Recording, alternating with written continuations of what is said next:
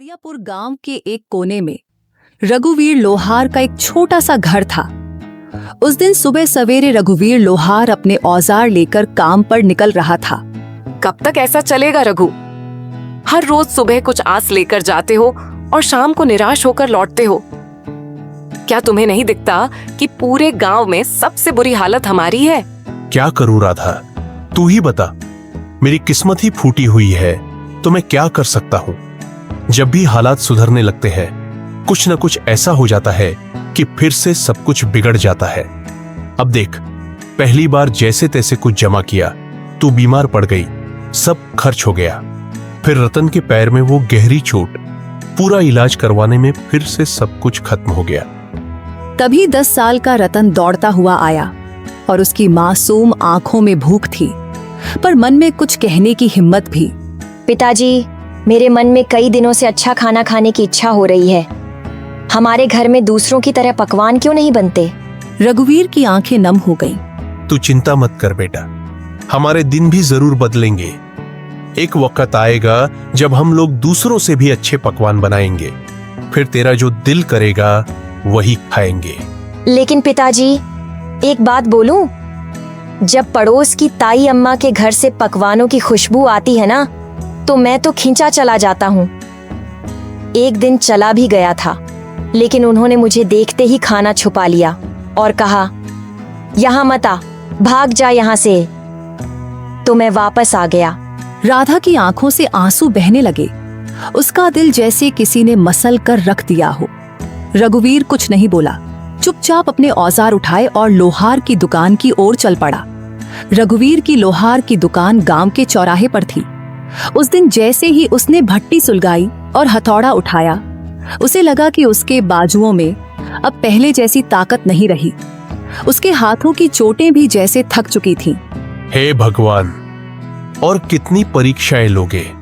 आज एक भी ग्राहक नहीं आया और ऊपर से घर की हालत, रत्न की मासूम बातें सब कुछ तोड़कर रख देती है। तभी गांव का मुखिया दुकान पर आ पहुंचा।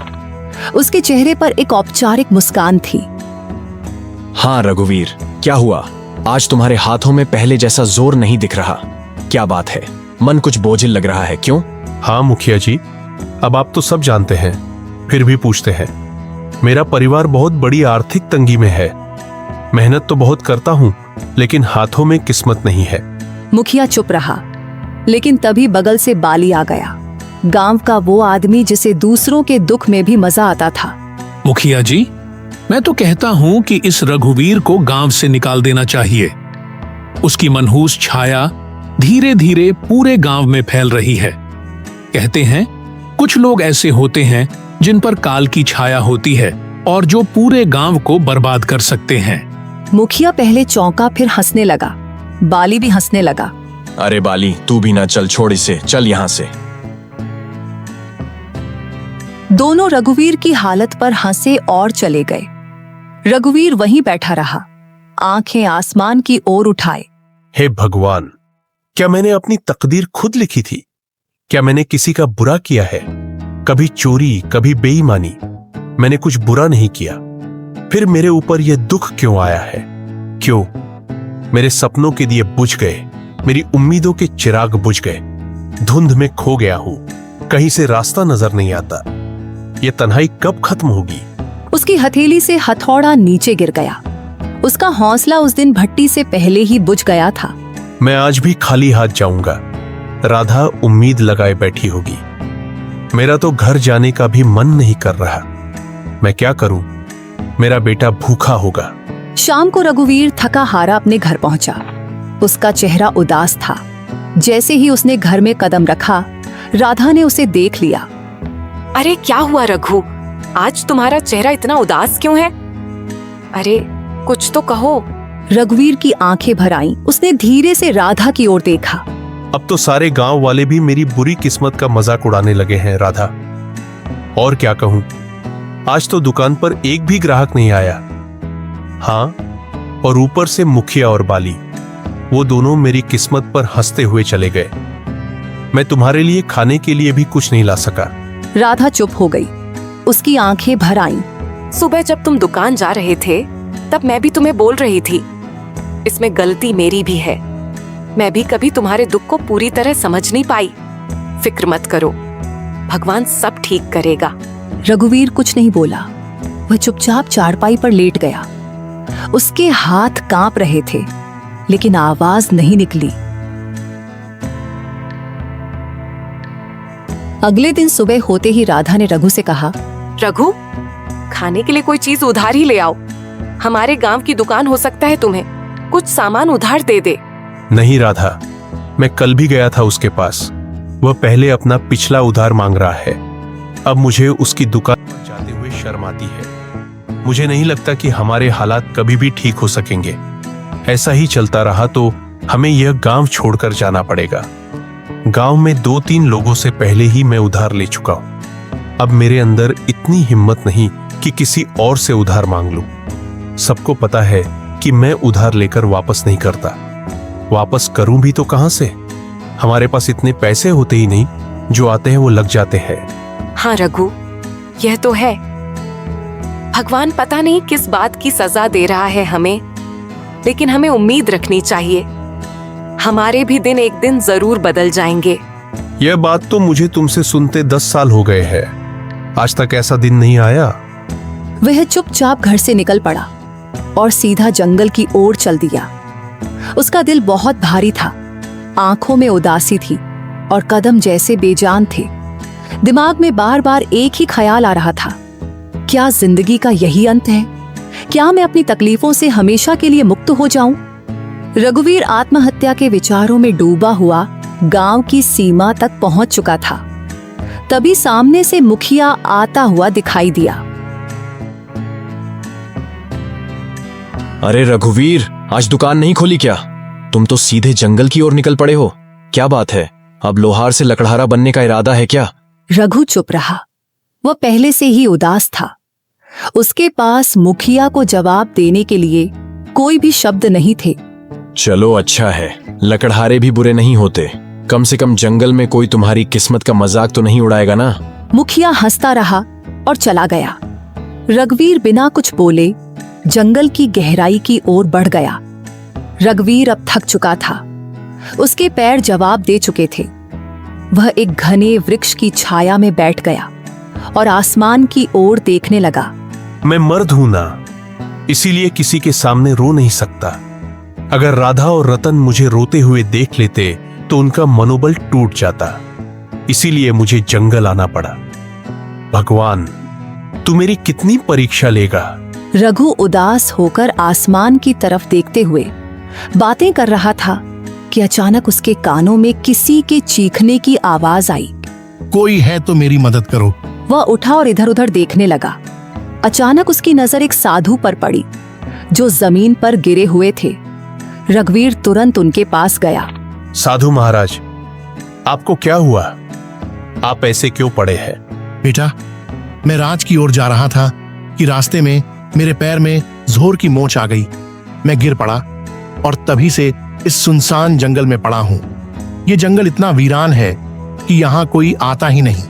कई दिन हो गए, कोई इंसान नहीं दिखा। मुझे बहुत प्यास लगी है। मेरा गला सूख रहा है। अगर जल्दी पानी नहीं मिला तो शायद मैं बच न सकूं।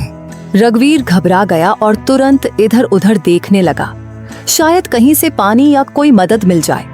परंतु यहां तो दूर दूर तक कोई तालाब दिखाई नहीं दे रहा है महाराज। बताइए साधु महाराज, अगर आपको पता हो कि पानी कहां मिल सकता है तो मैं अभी ले आता हूं। यहाँ से लगभग 2 मील दूर एक तालाब है। तुम मेरे लिए वहां से पानी ले आओ बेटा। इतना कहकर साधु ने अपना कमंडल रघुवीर के हवाले कर दिया। थका हुआ रघुवीर बिना देर किए उस दिशा में चल पड़ा जहां उसे अपनी आखिरी उम्मीद नजर आ रही थी।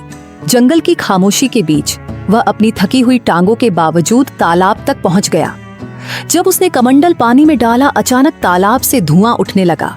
धुआं धीरे धीरे एक भयानक औरत की शक्ल लेने लगा। यह दृश्य देखकर रघुवीर के दिल में डर और हैरानी की लहर दौड़ गई। तेरी हिम्मत कैसे हुई उस तालाब का पानी लेने की? क्या तुझे नहीं पता कि उस तालाब से कोई जल नहीं ले सकता? देखो, मुझे सच में नहीं पता था कि ये तालाब तुम्हारा है। मुझे माफ करो, मैंने ऐसा कोई अपमान नहीं किया। मैं एक डायन हूँ। अगर तुझे ये जल चाहिए तो मेरी एक पहेली का उत्तर देना होगा। अगर उत्तर गलत दिया तो इसी तालाब में डुबोकर मैं तुझे मार दूंगी। लेकिन हाँ, एक और रास्ता है जिससे तू बच सकता है। तू बिना जल लिए यहाँ से चला जा। न पहेली न मौत। रघुवीर गहरी सोच में डूब गया। एक ओर साधु की प्यास और दूसरी ओर मृत्यु का भय। मैं यहाँ से जल लिए बिना बिल्कुल नहीं जाऊंगा। मैंने किसी से जल लाने का वचन दिया है और मैं अपना वचन नहीं तोड़ूंगा। तो मेरी ये पहेली सुन। एक घर ऐसा जो हर दिशा में खुला हो, जिसके अंदर उजाला हो, पर ना कोई खिड़की हो, ना कोई दरवाजा, ना कोई दीवार हो और ना ही कोई जमीन, फिर भी सब कुछ उसमें समाया हो। बता, कौन है वो? रघुवीर ने कुछ क्षणों के लिए अपनी आंखें मूंद ली। उसकी सांसें तेज और बेकाबू थीं, मानो दिल के भीतर एक तूफान चल रहा हो।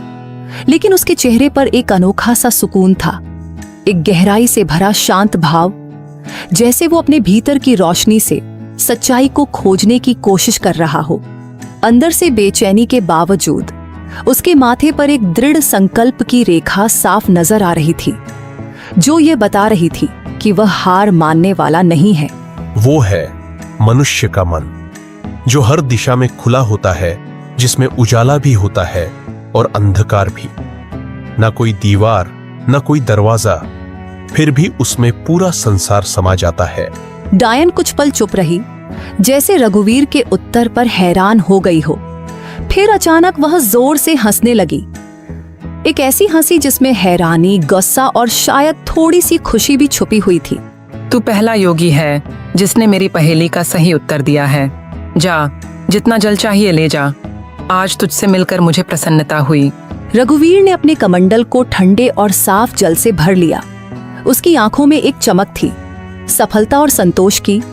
फिर वह तेजी से लौट पड़ा। कदमों में जल्दी थी लेकिन दिल में शांति। वह सीधे उसी स्थान पर पहुंचा जहां साधु महाराज निर्जीव से पड़े थे, जैसे उनके जीवन की आखिरी उम्मीद सिर्फ रघुवीर की वापसी से जुड़ी हो। लीजिए महाराज, मैं जल ले आया हूं। साधु ने जल पीते ही रघुवीर को गहराई से देखा। उनकी आंखों में हैरानी और आश्चर्य साफ झलक रहा था। बेटा, क्या सच में तुमने इसी तालाब से जल लिया है? हाँ महाराज, आपने कहा था और मैंने निभाया। मुझे लगा था कि तुम जल नहीं ला पाओगे, क्योंकि मैं जानता था कि उस तालाब में एक डायन का वास है। जब भी कोई मनुष्य जंगल में आता है, मैं हमेशा उसकी ऐसी ही परीक्षा लेता हूं। अक्सर मैंने देखा है कि वह मनुष्य डायन के डर से भाग जाता है, लेकिन तुम पहले मनुष्य हो जिसने उस डायन की पहेली को हल किया और मेरे लिए जल लेकर आए हो। इतना कहकर साधु ने अपनी आंखें बंद की और कुछ मंत्र पढ़ने लगे। तभी वहां रंग बिरंगी किरणों के साथ एक सुंदर हिरण प्रकट हो गया। तूने मेरी मदद की है, इसीलिए मैं तुझे यह भेंट देना चाहता हूँ। साधु महाराज, इतना तो मुझे पता चल गया है कि आप कोई चमत्कारी साधु हैं, परंतु मैं इस हिरण का क्या करूंगा महाराज? इसे अपने घर ले जा और अपनी बेटी की तरह पाल इसे। और याद रख, यह हिरण तेरी किस्मत बदल देगा। मैं जानता हूं कि तू सबसे ज्यादा अपनी किस्मत की वजह से परेशान है, वरना तेरे अंदर कोई बुराई नहीं है। तू मेहनती लोहार है, तेरे मन में कोई लालच नहीं है और तू दूसरों की मदद करने वाला भी है। इतना कहकर साधु वहां से चले गए। रघुवीर ने उस हिरण को सावधानी से उठाया और अपने घर ले आया। हिरण की सुंदरता और चमक देखकर रघुवीर के दिल में नई उम्मीद जगी और उसने ठाना कि उसकी रक्षा करेगा और अपनी किस्मत बदलने की कोशिश करेगा। अरे, ये हिरण आपको कहाँ से मिला? रघुवीर ने सारी कहानी राधा को सुनाई। हमारे घर तो वैसे ही खाने के लाले पड़े हैं। साधु महाराज को अगर देना ही होता तो धन देते। इस हिरण को क्यों पकड़वाया? हाँ, अब साधु महाराज ने कुछ सोच समझकर ही दिया होगा। उन्हें भी तो हमारी इस हालत के बारे में अच्छी तरह पता था। तभी वहां रतन आ गया। पिताजी, यह हिरण वाकई बहुत अच्छा है। मेरे साथ तो अब गांव का कोई भी बच्चा नहीं खेलता, क्योंकि हम गरीब हैं ना। लेकिन अब मैं इस हिरण के साथ खेलूंगा। इतना कहकर रतन हिरण को लेकर घर से बाहर चला गया और खेलने लगा। हिरण इतना सुंदर था कि जिस किसी की भी नजर उस पर पड़ती उसका मन मोह जाता। अगले दिन जब रघुवीर अपने दुकान पर जाने की तैयारी कर रहा था, तभी गांव का जमींदार उसके घर आ पहुंचा। आप तो जमींदार हैं, मेरे घर पर क्या करने आए हैं? इससे पहले तो आप कभी नहीं आए। भला मुझ जैसे गरीब के घर में आपका क्या काम है? हाँ, बात तो तू सही कह रहा है रघुवीर, लेकिन बात यह है कि आज मैंने तेरे बेटे यानी रतन को एक हिरण के साथ खेलते देखा है। वह हिरण वाह वाह वाह बहुत ही सुंदर था, और तू जानता है कि मुझे जानवरों को पिंजरे में रखने का कितना शौक है, तो मैं वह हिरण खरीदना चाहता हूँ। राधा यहाँ सुनकर चौकस हो गई। वह कुछ कहने ही वाली थी कि माफ कीजिए, मैं वह हिरण आपको नहीं बेच सकता। अरे भाई, मैं तुम्हें इसकी अच्छी कीमत दूंगा। आप मुझे चाहे उसकी कितनी भी कीमत दे, माफ कीजिएगा, मैं उस हिरण को नहीं बेचूंगा। जमींदार क्रोधित होकर वहां से चला गया। आपने ये क्या किया? जमींदार हमें इसकी अच्छी कीमत दे सकता था, हमारी हालत कुछ बेहतर हो सकती थी। मैं यह हिरण नहीं बेचूंगा राधा, क्योंकि यह हिरण मुझे साधु महाराज ने भेंट किया है, और भेंट की हुई वस्तुओं को कभी बेचा नहीं जाता। कुछ दिन ऐसे ही बीत गए। रघुवीर और उसका परिवार हिरण से इतना जुड़ गया था कि उसे छोड़ने का ख्याल भी नहीं आता था। फिर कुछ दिनों बाद एक व्यापारी वहां आ पहुंचा। अरे भाई, मुझे तुम्हारा यह हिरण बहुत पसंद आया है। मैं तुम्हें इसकी मांगी हुई कीमत दूंगा। यह हिरण मुझे बेच दो। तुम चाहे मुझे कितना भी धन क्यों ना दो, मैं इसे नहीं बेचूंगा। अरे, तुम गरीब के गरीब ही रहोगे। तुम सामान्य लोहार हो, समझते ही नहीं कुछ। व्यापारी वहां से चला गया। राधा रघुवीर पर गुस्सा हो गई। जब से ये हिरण आया है, तब से हमारा खर्चा और बढ़ गया है। पहले जमींदार को लौटा दिया और अब व्यापारी को भी मना कर दिया। क्यों नहीं बेचा इसे? राधा, न जाने क्यों मुझे इस हिरण से अब एक खास लगाव हो गया है, और वैसे भी साधु महाराज ने कहा था कि इसे अपनी बेटी की तरह पालना। अब ये मेरी बेटी जैसा है, और भला कोई अपनी बेटी या को मांगी हुई कीमत पर बेचता है क्या? खुद सोचो ना। राधा यह सुनकर चुप हो गई और नम आंखों से मुस्कुराने लगी। धीरे धीरे वह हिरण उनके परिवार का हिस्सा बन गया। वहीं किशोनगर के राजमहल में उदासी छाई हुई थी। राजा विक्रम अपनी 20 वर्षीय पुत्री चंद्रलीका को देख रहे थे, जो बेहोशी की स्थिति में थी। उनके बगल में राजगुरु थे। राजगुरु, क्या मेरी पुत्री ठीक हो पाएगी? मैंने राज्य के बड़े बड़े वैद्यों को दिखाया, लेकिन कोई फायदा नहीं हुआ। महाराज, आपकी पुत्री को एक विचित्र बीमारी है। इसका इलाज शंभू है, लेकिन वह अत्यंत दुर्लभ है। तो फिर जल्दी से बताइए ना गुरुजी, इलाज क्या है? ध्यान से सुनिए। एक मायावी हिरण का आंसू और एक गरीब मनुष्य का आंसू, जब ये दोनों एक साथ मिलेंगे तो वे एक दिव्य पुष्प में बदल जाएंगे। उस पुष्प को राजकुमारी के शरीर पर स्पर्श कराना होगा, तभी वे स्वस्थ हो पाएंगी। तो फिर बताइए, वह मायावी हिरण कहाँ मिलेगा? मैं उसे किसी भी कीमत पर ढूंढ लाऊंगा। और गरीब की बात तो कीजिए ही मत। हमारे राज्य में गरीबों की कोई कमी नहीं है। आपने पूरी बात सुनी नहीं महाराज। अगर किसी गरीब को जबरदस्ती रुलाया गया तो वह आंसू व्यर्थ होगा। दोनों को अपने आप दिल से रोना होगा, तभी वह पुष्प प्रकट होगा। तो फिर क्या? तुम्हें पता है राजगुरु की वह हिरण इस समय किसके पास है? हाँ महाराज, मैंने साधना के दौरान यह देखा है। वह मायावी हिरण हरियापुर गांव के एक लोहार के पास है। राजा विक्रम अपने मंत्री जगन्नाथ और 2 सिपाहियों के साथ हरियापुर की ओर रवाना हुए। कुछ ही देर में वे हरियापुर पहुंचे। वहां गांव का मुखिया दौड़ता हुआ आया। हमारे तो भाग्य ही खुल गए। राजा विक्रम पधारे हैं। मुझे तुम्हारी बातें सुनने में कोई दिलचस्पी नहीं है। बस इतना बताओ, क्या इस गांव में कोई लोहार रहता है जिसके पास एक हिरण है? हाँ महाराज, रघुवीर लोहार है। पूरे गांव को पता है कि उसके पास एक हिरण है, और वह हिरण किसी को देता भी नहीं है, क्योंकि वह अत्यंत सुंदर है। मुखिया राजा विक्रम को लेकर रघुवीर के घर की ओर चल पड़ा। मंत्री, 2 सिपाही और स्वयं राजा को देखकर रघुवीर चौंक गया। क्यों? क्या तुम्हारे पास कोई हिरण है? और क्या वह मायावी भी है? प्रणाम महाराज।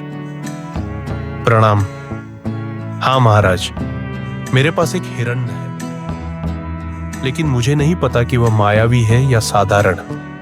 मेरे लिए तो वह मेरे बेटे जैसा है। वह हिरण तुम्हें कहां से मिला? एक साधु महाराज ने मुझे यह हिरण भेंट किया था महाराज। समझ गया, उस साधु ने तुम्हें एक मायावी हिरण दिया है। चलो, मैं उसे खरीदना चाहता हूं। क्षमा कीजिए महाराज, मैं इसे बेचना नहीं चाहता और बेच भी नहीं सकता। महाराज, यह इतना ही मूर्ख है कि जमींदार ने भी इसे खरीदने की कोशिश की, मगर उसने नहीं बेचा। हमारे गांव का सबसे बड़ा व्यापारी महंगी कीमत देने आया, लेकिन फिर भी वह नहीं बिका, और अब उसने आपको भी मना कर दिया है। उसकी हिम्मत तो देखिए। देखो लोहार, मुझे उस हिरण की बहुत जरूरत है। मैं तुम्हें उसकी महंगी कीमत दूंगा, समझ रहे हो ना? महाराज, मैं नहीं दूंगा, क्षमा कीजिए। मैं तुम्हें आधा रात सूप दूंगा, बस मुझे वह हिरण दे दो। नहीं महाराज, अगर आप मुझे पूरा राज भी दे दे तब भी मैं उसे आपको नहीं दूंगा, क्षमा करें। सिपाहियों, इस लोहार को बंदी बना दो और उस हिरण को पकड़कर महल में ले आओ। चलो। सिपाहियों ने रघुवीर और हिरण दोनों को पकड़कर महाराज के सामने पेश किया। कैसा लग रहा है अब मूर्ख? मैं तुम्हें आधा राज्य देने को तैयार था और तुमने इनकार कर दिया। अब मैं तुम्हें उस हिरण को बिल्कुल नहीं दूंगा। आखिरी बार देख ले इसे, मूर्ख कहीं के। महाराज, मैं जानता हूं कि आप जो निर्णय लेते हैं उस पर अडिग रहते हैं। बस आपसे मेरी एक विनती है, मैं अपने इस हिरण को एक बार गले लगाना चाहता हूं। मैंने इसे अपने बेटे जैसा चाहा है। जा, तुम्हें इतनी मोहब्बत है तो जा गले लगा ले इसे। रघुवीर ने दौड़कर उस हिरण को गले लगा लिया। दोनों की आंखों से आंसू बहने लगे और जैसे ही वे आंसू धरती पर गिरे, वहां एक नीला फूल खिल गया। महाराज, यही वह फूल है जो आपकी पुत्री को ठीक कर सकता है। राजा विक्रम दौड़कर फूल लेकर अपनी पुत्री के कमरे में गए। फूल जैसे ही पुत्री के शरीर को छुआ, वह होश में आ गई। राजा विक्रम खुशी से राज दरबार वापस आ गए। मुझे माफ कर दो रघुवीर, मैंने अपनी पुत्री के प्यार में अंधा होकर तुम्हारे साथ अन्याय किया। तुम्हारे आंसू सच्चे थे। अब मैं समझ गया कि तुम कितना सत्य बोल रहे थे। तभी वहां साधु महाराज प्रकट हो गए। महाराज, यह गरीब लोहार किस्मत का मारा है। उस हिरण को मैंने ही उसे भेंट किया था और मैंने कहा था कि यह उसकी किस्मत बदलेगा। मैं जानता था कि आपकी पुत्री का इलाज उसी मायावी हिरण से होगा, लेकिन वह तभी संभव था जब हिरण पालने वाले की आंखों से सच्चे आंसू निकले, और सच्चे आंसू केवल सच्चे इंसान के निकलते हैं। साधु ने रघुवीर को देखकर कहा, रघुवीर, तुम्हारा काम पूरा हुआ, और जैसा कि मैंने कहा था, यह हिरण तुम्हारी किस्मत बदलेगा। अब समय आ गया है। रघुवीर, हम तुम्हें बहुत सा सोना देते हैं। तुम्हारी वजह से हमारी पुत्री ठीक हो गई है। हम तुम्हारा यह एहसान कभी नहीं भूलेंगे। महाराज, आपकी मेहरबानी है, लेकिन कृपया करके मुझे यह न दें। नहीं नहीं नहीं रघुवीर, यह भेंट है और भेंट को कभी ठुकराते नहीं। आज से तुम मेरे राजमहल में मेरे सलाहकार बनकर रहोगे और मेरे खजाने की रिक्शा का काम तुम्हारे कंधों पर होगा। तुम सच्चे इंसान हो, और हां, जिस गांव में तुम रहते हो, आज से तुम उस गांव के जमींदार हो। वह पूरा गांव अब तुम्हारा होगा। रघुवीर पूरी दौलत लेकर अपने घर वापसी की राह पर निकला, जो उसकी मेहनत, ईमानदारी और सच्चाई का अनमोल इनाम था। इस तरह एक सामान्य लोहार अपनी मेहनत और प्यार की वजह से अपनी किस्मत बदलने में कामयाब हो गया। उसका जीवन अब पहले से कहीं ज्यादा खुशहाल और सफल था, और वह अपने गांव के लिए एक मिसाल बन गया। Subscribe to my channel.